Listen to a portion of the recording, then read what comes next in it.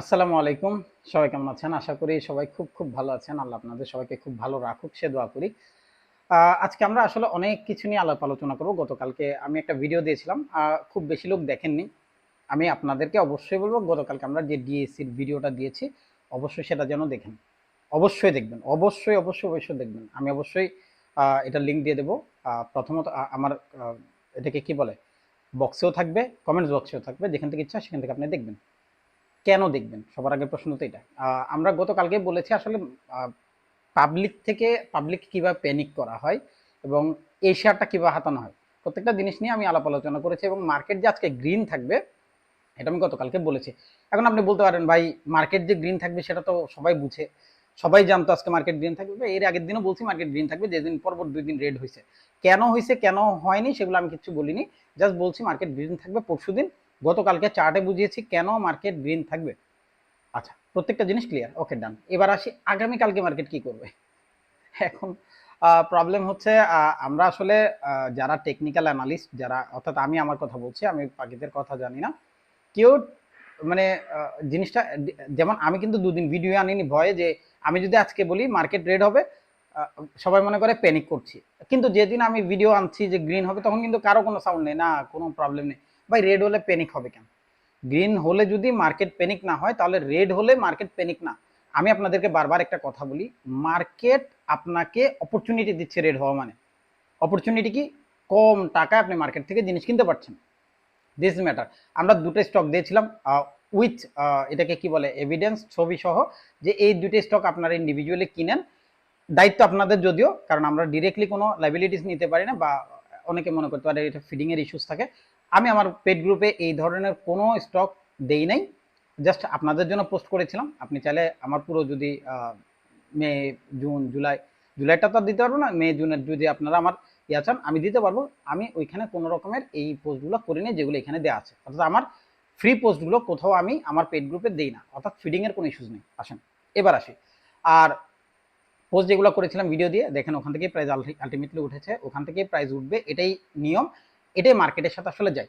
এখন আসেন আগামীকালকে মার্কেট কি করবে। আজকে মার্কেটে টোটাল টাকা এসছে 1129 কোটি টাকা, যেটা গতকালকে কম ছিল।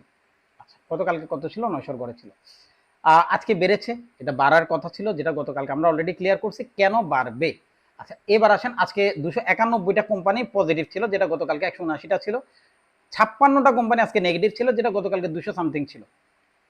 সরি, গতকালকে 100 ছিল, 146, 179, 50-এর ঘর। বাকিটা আজকে আমাদের দেখা যাচ্ছে 139টা, শুধু 40টা কোম্পানি আনচেঞ্জ আছে। আচ্ছা যাক, খালি এগুলো বাদ। আমাদের এখন বর্তমানে যে ব্যাপারটা নিয়ে আমি আলোচনা করব সেটা হাস্যকর বলতে পারেন। কেন হাস্যকর? আজকে মার্কেটে প্রথম যে ক্যান্ডেলটা করেছে সেটা একাই ছিল 56 পয়েন্টের, যেটা গতকালকে আমাদের একটা এজাম্পশন ছিল যে প্রাইস এখান থেকে বাইব্যাক, বাইব্যাক না, উপরের দিকে যাবে। যাওয়ার পরে 56 পয়েন্ট গিয়ে মার্কেট ওখান থেকে প্রাইস ড্রপ করবে। কেন? গতকালকে বলেছি ওইখানে একটা রেসিস্টেন্স লেভেল আছে, যেটা আমাদের পুরো 4 ঘন্টা ধরে মার্কেটকে আটকে রেখেছিল। তো ওই যে 4 ঘন্টার আটকে রাখার যে শক্তি সেটা সে আজকে প্রয়োগ করেছে। কখন? মার্কেট আওয়ারে। আচ্ছা, মার্কেট আওয়ারে সে যখন পয়েন্টে কি বলে আপনার করলো, সেটার পয়েন্ট কত ছিল? সেটা ছিল 5,912। আগামীকালকে আসলে মার্কেট যেই জায়গাটা আমাদেরকে রিলেশন বা মার্কেটের সাথে আমাদের যে রিলেশন সেটা নিয়ে যদি আলাপ আলোচনা করি, কালকে মার্কেট প্রথমে ওপেন হওয়ার সাথে সাথে মনে করি ওপেন হবে গ্রিনে। আচ্ছা, মার্কেট যদি গ্রিন আপনার 5,912 এর উপরে ওপেন হয় খুবই ভালো। আছে কত? 99, অর্থাৎ 12 পয়েন্ট থেকে 15 পয়েন্ট যদি মার্কেট পজিটিভ থাকে খুবই ভালো। মার্কেট মনে করলাম ঠিকতে ঠিকতে 40 পয়েন্ট পজিটিভ হয়ে গেল, 30 পয়েন্ট পজিটিভ হয়ে গেল, মার্কেট 5,926-এর উপরে চলে গেল। দেখেন মার্কেট যখনই 5,926-এর উপরে চলে যাবে সাথে সাথে মার্কেটে একটা ডিক্লারেশন আসবে। মার্কেটে যারা এতদিন লিড করে গেছে, অর্থাৎ মার্কেট যখন উপর থেকে ড্রপ করে আসছে পরপর 2 দিনের, সেটা পয়েন্ট কত ছিল? 5,926, 5,966 পর্যন্ত, অর্থাৎ 5,940 পর্যন্ত। কালকে মার্কেট যখনই বেড়ে যাবে, আমি 40 পয়েন্টের কথা বলছি, 40 থেকে 50 পয়েন্ট, 50 পয়েন্ট পারার আসলে কোনো সুযোগ নেই কালকে। কালকে মার্কেট যখন 40 পয়েন্ট অর্থাৎ 9,526-এর উপরে যাবে, আবার বলছি 5,926-এর উপরে মার্কেট যাবে, যাওয়ার পরে মার্কেট কি করবে? আস্তে আস্তে রিট্রেস করা স্টার্ট করবে। এখন আগামীকালকে মার্কেট গ্রিন হবে মোটামুটি শিওর থাকেন, বাট মার্কেট যে গ্রিনটা হবে সেটা 10 এবং 20-এর মাঝখানে হবে। আসেন, এখন এটা না হওয়ার চান্সেস আছে। আমি যাই বলবো সেটা 50% মার্কেটে। আবার বলছি, মার্কেটে আমি যাই বলবো সেটা হবে 50%, হবে না যেটা সেটাও হবে 50%। তার মানে আমি যে 50% আপনাদেরকে বলছি এটা মার্কেটের রুলস অ্যান্ড রেগুলেশন হিসাব করে বলছি। এখন আপনি বলতে পারেন ভাই যদি না হয় তাহলে তো আপনি মুখ ঢেকে ফেলবেন, না ব্যাপারটা সেটা না। মুখ ঢাকার হলে ভাই আমি আপনাদেরকে ভিডিও দেওয়াই বন্ধ করে দিতাম। আমার 10 দিনের ভিতরে 6 দিন 7 দিনও যদি মার্কেট আমার কথা শুনে, তার মানে আমার সিস্টেম কাজ করছে। যে 3 দিন কাজ করবে না সেটা সিস্টেম লস।